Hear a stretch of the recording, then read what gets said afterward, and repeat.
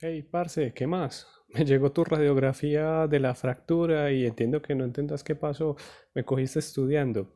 Vea, más o menos para que me entienda así fácil, como usted iba corriendo y se cayó al apoyar el brazo, usted transmitió su fuerza al húmero, ¿sí o no? Es que, ¿cómo le explico? Haga de cuenta que esta galleta es su húmero, ¿sí o no? Y usted iba corriendo. Cuando cayó, usted le hizo fuerza así de compresión. Entonces, como ya está en esta tensión, pero como usted iba con la inercia, aparece una fuerza de cizachadura que le entra así, chiquite, y la quiebra ahí mismo. Entonces, por eso es que la inercia con la que usted iba le dio la otra fuerza adicional, aparte de la caída, que fue la que le quebró el hueso. Pero tranquilo, parce, que yo lo dejo ahí con unos amigos que le van a explicar más sobre este tema, para que la rehabilitación y lo que sigue, para que no esté muy estresado. Listo, hágale relajado que ahí vi la radiografía, cuídese. Hola, buenas tardes. Mi nombre es Andrés Pérez y junto a mis compañeros queremos responderle a esas preguntas y sacarlos de dudas. Esas fracturas se presentan de una distribución bimodal, quiere decir que se presentan en pacientes jóvenes o en personas mayores. Esas fracturas son muy comunes en los pacientes jóvenes. Su prevalencia es debido a su rutina deportiva o exceso de energía. En el segundo grupo de prevalencia están los adultos mayores, que se puede presentar un deterioro óseo. Esta lesión es causada y proveniente del exceso de fuerza en los extremos, en la misma dirección pero en sentido contrario, y eso hace que la longitud crezca y produzca la fractura. Por ende, es una lesión de tracción. Hola, ¿qué tal? Mi nombre es Alejandro y soy el especialista que está haciendo el análisis de este caso. Junto con mis compañeros ya anteriormente mencionados, estamos tratando el tema de fractura. Para el día de hoy vamos a hablar de tres componentes principales para esa fractura y cómo empiezan a interactuar entre ellos para ayudar a regenerar el hueso. El principal, uno de los primeros, es el osteoblasto. El osteoblasto empieza a generar síntesis de colágeno y a través de esa síntesis de colágeno va generando toda una matriz extracelular. Como su nombre lo dice, está por fuera de su membrana celular. A través de esta síntesis empieza a rodearse tanto de ella, que ahí se transforma en osteocito. El siguiente. El osteocito ya deja de ser una célula principal y se convierte en una célula madura. Dentro de este osteocito eh, ayuda a través de los canales vasculares que llegan al hueso a seguir nutriendo y nutriendo a través de la síntesis de otras proteínas y otras sustancias que llegan a través de esos vasos sanguíneos, el periósteo y el endostrio. Ayuda a esos dos tejidos, que es de una manera más interna dentro del hueso, va ayudando a regenerar, y ya después de que está en ese proceso de maduración, pasa al osteoclasto. El osteoclasto, que por acá lo podemos ver, es, podemos ver que es más grande, ¿cierto? Es la composición de varios osteocitos y se ve de una manera más externa, entonces empieza a regenerar y a seguir nutriendo, pero ya de una manera más externa al hueso, lo que ayuda a su solidificación, su forma, su rigidez, y también ayuda a la homeostasis ósea, o sea que haya un equilibrio entre esas cosas externas e internas, fortaleciendo su estructura. Bueno, eso es todo por hoy y pasamos al siguiente compañero. Muchas gracias. Bueno, buenos días para todos. Mi nombre es Valentín Zapata Sierra y siguiendo pues con la actividad propuesta por el profesor Eber, yo voy a hablar acerca del cuarto punto, que es el de las etapas de regeneración o recuperación ósea. Bueno, antes de hablar en sí como de este punto, hay que tener claro que todos los tejidos del cuerpo tienen la capacidad de recuperarse después de una lesión, sustituyendo obviamente ese tejido malo, ese tejido golpeado, eh, por tejidos sanos, pues como los iniciales, como los que estaban antes de ese golpe o de ese problema. Lo mismo pasa pues como con los huesos, con la parte ósea, sin importar su rigidez, eh, o que sean sólidos, pues tienen una gran capacidad de recuperación después de una lesión, de un impacto o de una fractura. Eh, Hay que tener claro que no solamente existe una etapa de regeneración ósea, existen varias.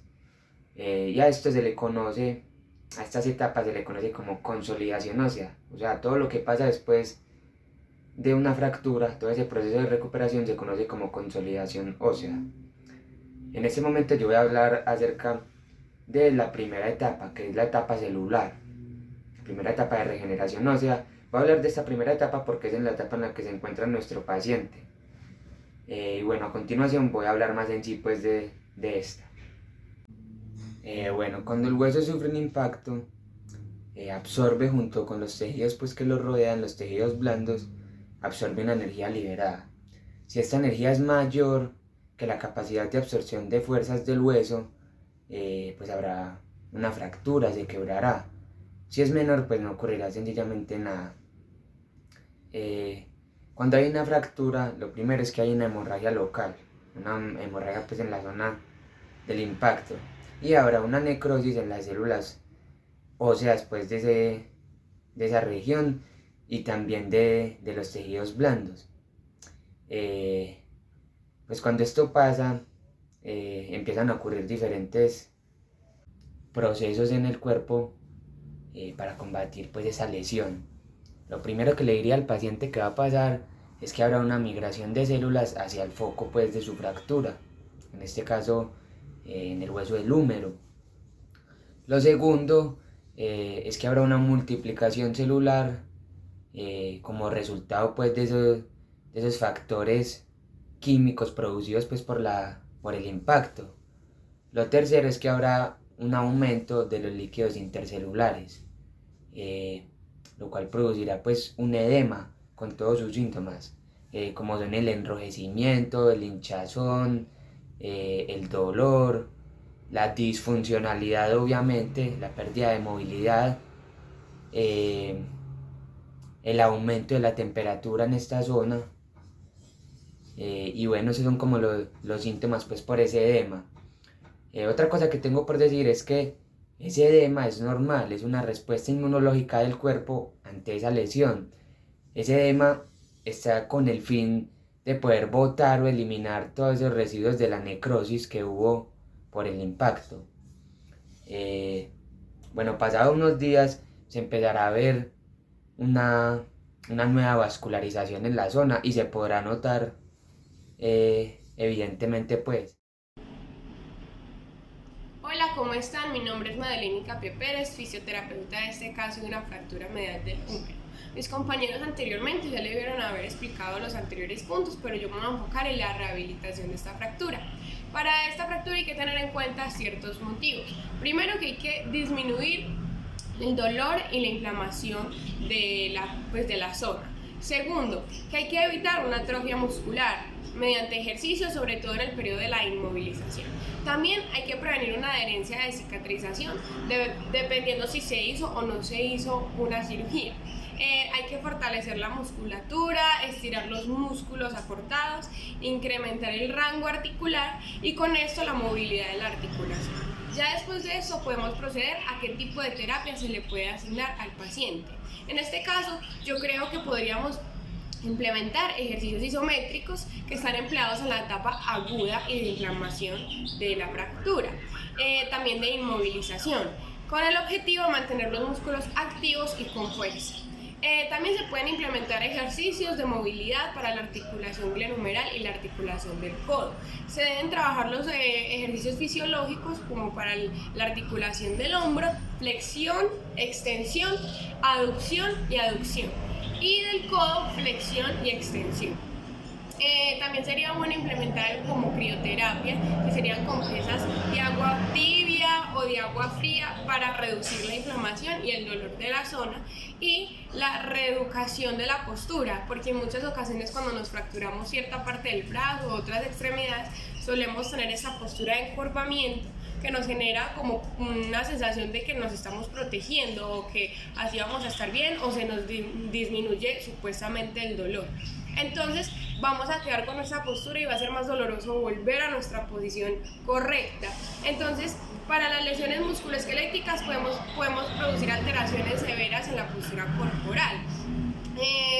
Por eso hay que reeducarla. Y también implementar muchos ejercicios de coordinación. Gracias.